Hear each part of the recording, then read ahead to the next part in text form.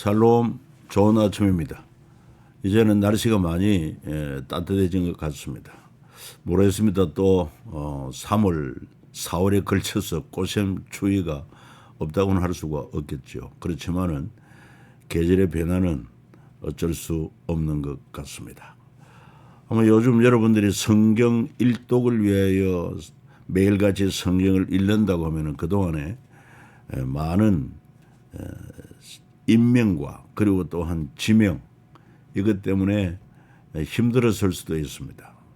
이 통성경이라고 할 때 아마 아브라함부터 시작해서 약 2000년 역사 가운데 약 1500여 곳의 공간, 장소 이름과 또 더 나아가서 약 1000여 명의 중요한 인물 이름들이 등장하기 때문에 뭐 성경에는 장소와 인물 그리고 또 시간 이것이 굉장히 중요한 요건이기도 합니다.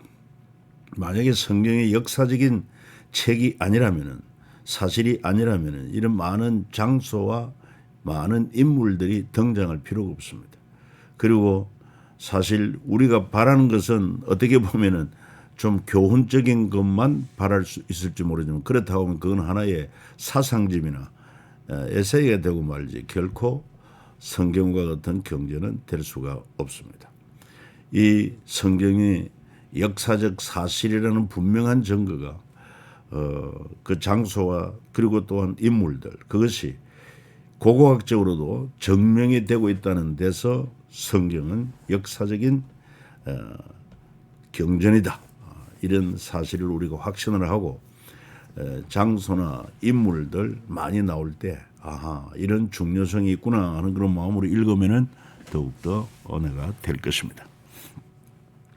자, 그러면은 또 우리는 강의를 진도 나가겠습니다. 우리는 이제 오늘로 1트랙 모세 5경이 끝납니다. 모세 5경은 창세기, 출애굽기, 레위기, 민수기, 신명기,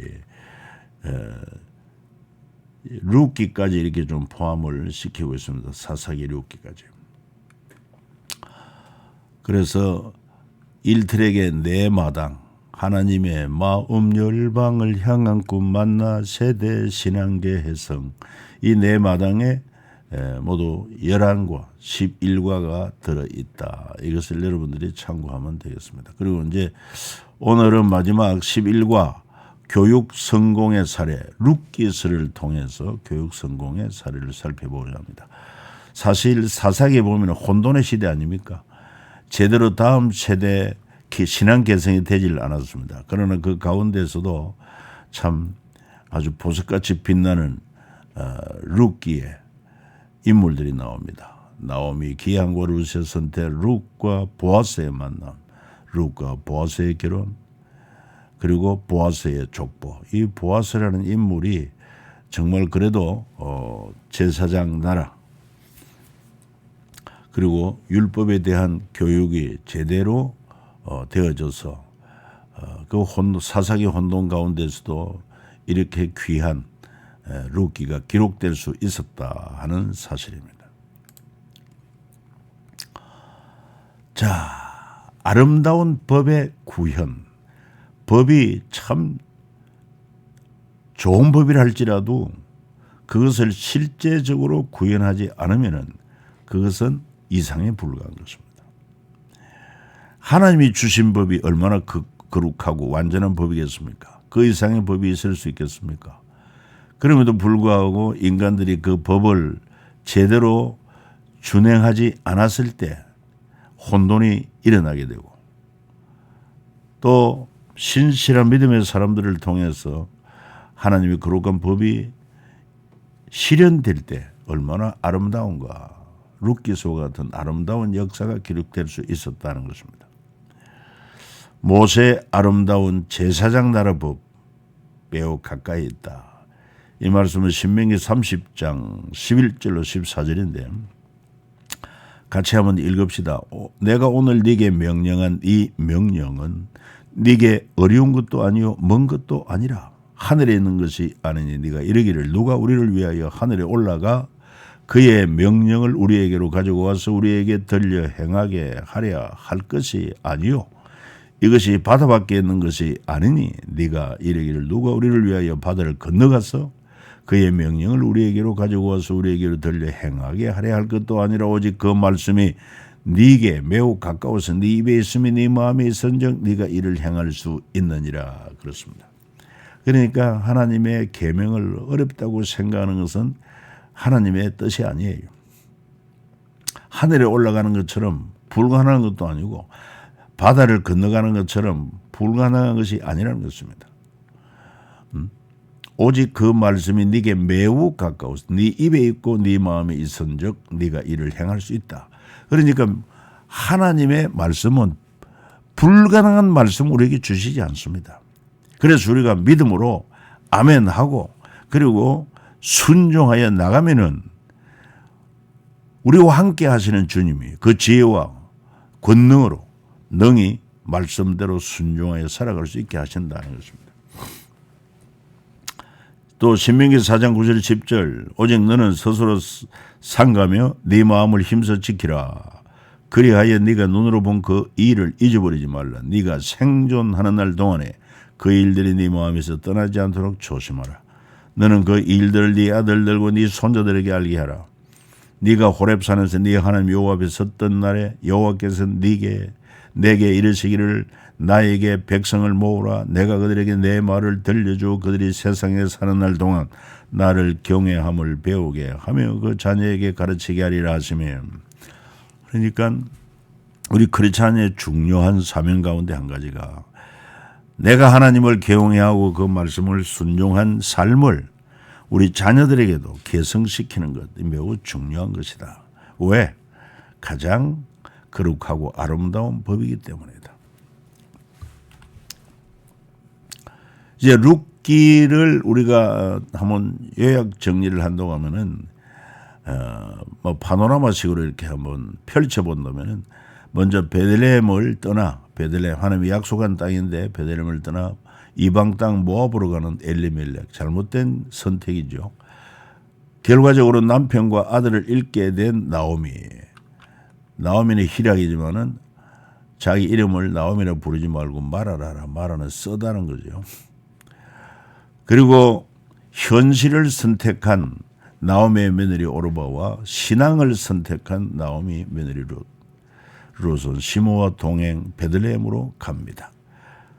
그건 바로 신앙을 선택한 결과다 말이죠. 어머니 하나님이 내 하나님이 되고 어머니 백성이 내 백성이 될 것이다. 그리고 보아스의 밭에서 이삭 죽으면서 시므를 복량하는 롯의 효행. 이것도 역시 단순한 롯의 효행으로만 볼 것이 아니라 그 근거가 뭐냐. 하나님의 계명 따라서 그는 준행하는 것입니다. 네 부모를 공경하라. 그리하면 네가 땅에서 잘되고 장수한다. 결국은 하나님의 역사하심으로 나오미의 기어 물을 자 보아스를 만나고 그래서 결혼하여 오벳을 품에 안은 나오미. 그래서 결국은 룻은 다윗과 예수님 조상이 되는 놀라운 하나님의 은총을 잊게 되는 것을 알 수가 있습니다. 얼마나 오묘한지 몰라요. 자, 나오미의 기항과 룻의 선택. 이제 그 모압 땅으로 내려가서 나오미 남편 죽고 두 아들도 결혼만 하고 자식 없이 다 죽었지 않습니까? 그리고는 그 이방 땅 모압에서 얼마나 힘들겠습니까? 그때 마침 하나님의 약속한 땅 베들레헴에 풍년이 들었다 하는 소식을 듣고 나오미가 이제 귀향을 결정을 하는 기국이죠, 사실은. 그래서 두 며느리는 어떻게 할 것이냐 불러놓고 너희들은 아직도 나이가 젊고 하니 아비 집으로 가서 새로운 인생을 살라고 했을 때 오르바는 울고 시므를 떠나고 그리고 룻은 그 믿음의 결단으로 어머니와 함께 하겠다고 하는 것입니다. 자, 흉년이 들었죠. 하나님의 약속의 땅에 흉년이 든 것은 레위기 징계 1단계입니다. 왜냐하면은 저들이 하나님의 말씀을 불순종하고 우상을 숭배하고 범죄할 때 하나님은 징계 1단계로 뭐가 흉년이 들게 합니다. 그래서 그 흉년을 돌파하기 위해서 경작권을 판매할 수 있습니다. 그래서 그 여인이 모압 지방 여호와께 자기 백성을 돌보시사 그들에게 양식을 주시다함을 듣고 이에 두면 내려온 길에 나 모압 지방에 돌아오려 하여. 그 다음에 또 계대 결혼법이 있습니다. 나오미에게는 더 이상 대안이 없지 않습니까? 남편 죽고 두 아들이 죽었으니. 그랬을 때 그 집에 같은 지파의 가장 가까운 형제가 대를 이어주는 그런 결혼법, 계대 결혼법. 자, 그래서 룻이 그 두 며느리에게 이제 집으로 돌아가서 새로운 출발을 하라고 했을 때 동서 오르마는 떠났고 룻은 뭐라고 대답했습니까? 자, 룻기 1장 16절 룻이 이르되 내게 어머니를 떠나며 어머니를 따르지 말고 돌아가라 강건하지 마옵소서. 어머니께서 가시는 곳에 나도 가고 어머니께서 머무시는 곳에서 나도 머물겠나이다. 어머니의 백성이 나의 백성이 되고 어머니의 하나님이 나의 하나님이 되시리니 어머니께서 죽으시는 곳에서 나도 죽어 거기 묻힐 것이라. 만일 내가 죽는 일 외에 어머니를 떠나면 여호와께서 내게 벌을 내리시고 더 내리시기를 원하나이다 하는지라. 그는요 모압 이방 여인이지만 이 나오미 며느리 되고 그 시댁에 와서 그들도 믿음이 온전하지 않지만 그러나 그 시집 와서 시댁을 통해서 하나님에 대한 이 얘기를 듣습니다. 왜 듣지 않겠습니까? 애굽의 종살이부터 시작해서 그리고 또 놀라운 유월절 재앙을 비롯하여 그리고 광야 40년 동안의 기적들 그리고 또한 여리고 동편 왕들을 굴복시키고 여리고 성을 요단강을 건너고 여리고 성을 무너지게 하고 그리고 가나안 땅에 들어온 이런 역사적인 사건들을 이야기할 때에 이 룻의 마음속에 하나님에 대한 믿음이 싹 텄고 그래서 그는 이제 자기 고국 아비 집에 가면은 물론 인간적으로는 안정되고 따뜻하겠지만 거기에는 진정한 진리가 없습니다. 생사화복을 주관하는 하나님이 없습니다. 영생을 주는 하나님이 없습니다. 그래서 그는 시댁에 와서 남편 잃어버리고 소망이 없었지만 어머니가 하나님의 약속의 땅으로 가려고 할 때 기꺼이 믿음을 따라 그 어머니와 함께하기로 결단한 것을 알 수 있습니다. 어머니 백성 나의 백성 어머니 하나님이 나의 하나님이 되시리라. 얼마나 아름다운 결단인지 모릅니다. 이 그림이 참 여러분 어떻게 보입니까? 아무 소망 없이 그리고는 자기에게는 외국과 같은 그 이스라엘 베들레헴 땅을 노모 아무런 재산도 없이 자기에게는 부양을 짐만 되는 노모를 따라서 여러분 외국으로 떠나가는 룻 그리고 이 동행을 떠나서 자기 고국 자기 아비 집으로 가는 이 오르바. 여러분 여기는 소망이 있습니다. 여기는 소망이 없습니다. 이거를 이제 지도로 한번 그려본 것입니다. 이 모압 도시에서 사실은 그 가운데 사해가 있고 이 사해를 건너서 예루살렘을 통해서 베들레헴에 와야 됩니다. 이렇게 그 나오미의 가족들이 이렇게 왔다가 흉년을 피해서 이렇게 왔다가 다시 이 땅에 하나님이 풍년을 주셨다. 풍년을 주셨다는 소식을 듣고 모압에서 다시 베들레헴으로 돌아가는 여정을 지도로 표시한 것입니다. 그래서 교육 성공의 사례와 실패 사례를 여기서 볼 수 있는데 바로 보아스 가문의 패밀리 스쿨. 이 룻기서에 나오는 중요한 인물이 바로 보아스입니다. 보아스 가문의 패밀리 스쿨은 제사장 나라법과 절차를 정확히 알았고 희년법으로 나오미의 룻을 살렸고 계대 결혼법을 알고 절차를 존중했고 레위기에서 배운 제사장 나라법을 준수했다는 것을 알 수 있어요. 거기에 비해서 엘리멜렉과 나오미 가문의 패밀리 스쿨은 제사장 나라의 법은 알되 절차는 모르고 희년법을 악용하고 왜? 희년이 되면 다 돌려줘야 될 것을 압니다. 그러니까 희년이 되기 전에 땅을 정리하고 그리고 모압 땅으로 간 거. 계대 결혼법의 절차도 무시하고 그러니까 형식적인 그런 신앙이고 이 보아스 가문은 정말 말씀과 행함이 있는 믿음으로 참된 믿음의 가문이다 하는 것을 알 수가 있습니다. 행함이 있는 믿음은 죽은 믿음입니다. 자, 그리고는 이제 하나님의 섭리 가운데 보아스가 또 룻이 서로 만나지 않습니까? 보아스의 밭에 룻이 시므와 더불어 생계를 유지하기 위해서 이삭 주우러 갔다가 보아스가 말합니다. 다른 밭으로 가지 말라. 그리고 일꾼들에게는 이 소녀를 건드리지 말라. 그리고 룻에게 네 소문을 들었다. 뭐냐? 네 시어머니 행한 일. 참 이방 여인으로서 그 효행을 내가 들었다. 그리고 하나님이 상 주시기를 원한다. 그리고 종들에게 곡식답을 해서 조금씩 뽑아버리라. 이삭 죽기를 도와주게 한 이게 인간적인 인정이 아니라 하나님의 말씀을 구체적으로 실현하고 있는 것을 알 수 있습니다.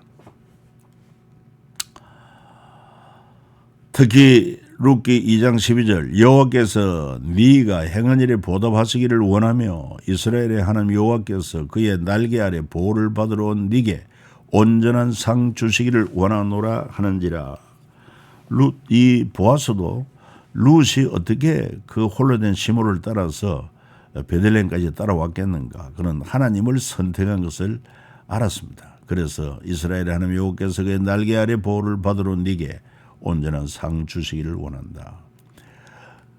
이에 대해서 룻은 말합니다. 법을 지키는 보아스의 말이 참 아름답다고 제사장 날의 법이 아름답다고 마음이 기쁘다고. 그 고백이 룻기 2장 13절에 나옵니다. 내 주여 내가 당신께 은혜의 길을 원하나이다. 나는 당신의 하녀 중에 하나와도 같지 못하오나 당신이 이 하녀를 위로하시고 마음을 기쁘게 하시는 말씀을 하셨나이다. 참 믿음 안에서 이렇게 통하는 대화가 이루어지고 있습니다.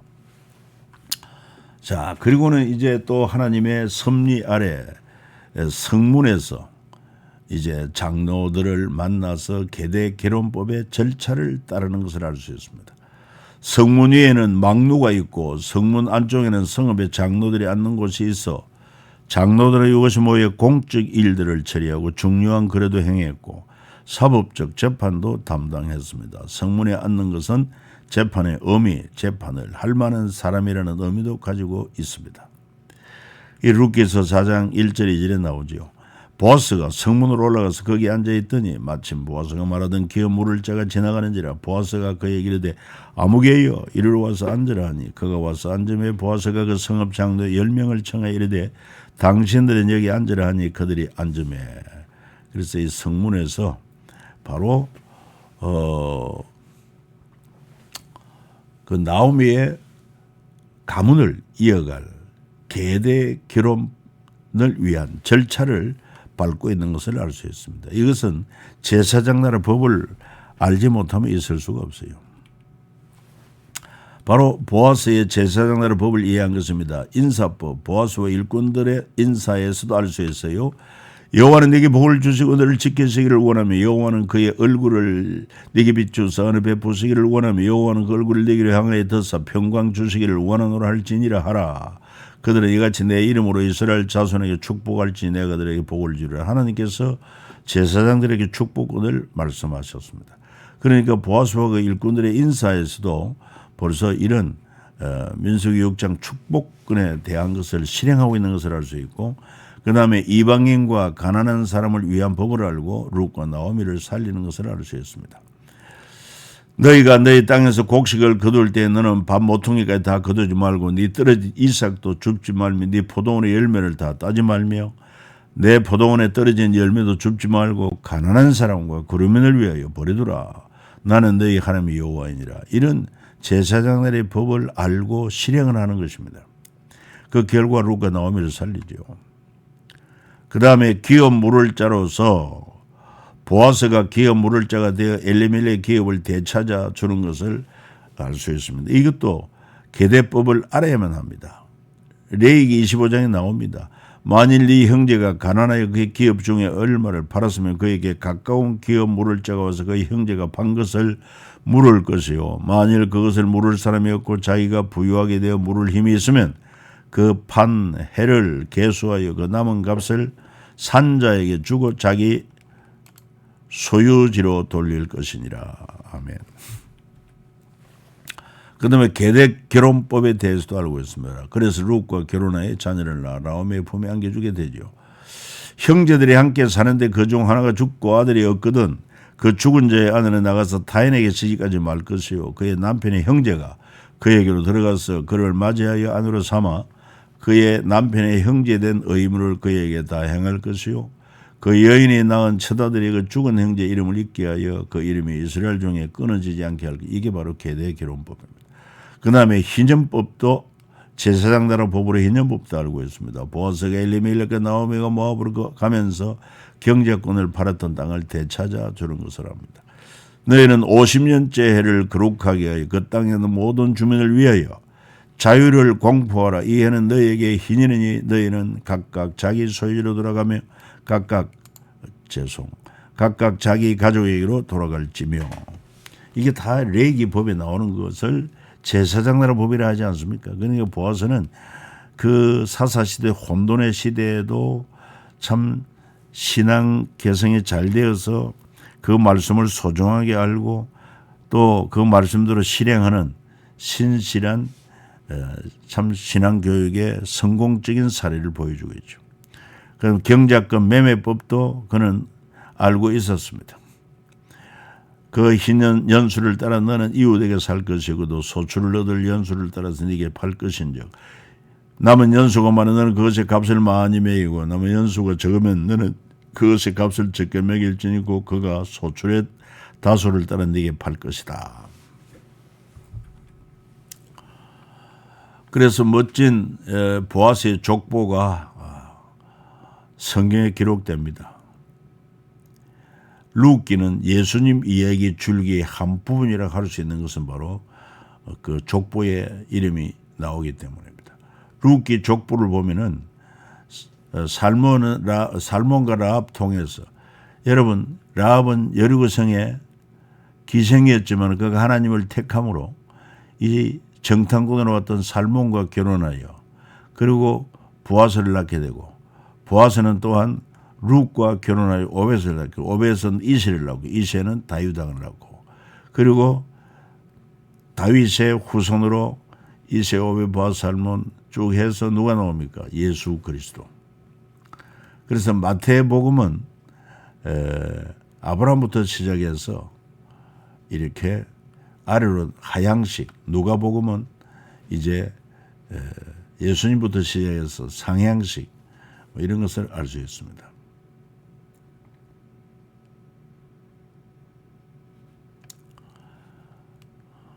이름은 부계냐 모계냐에 따라서 좀 다를 수가 있다는 것도 이해하면 좋겠어요.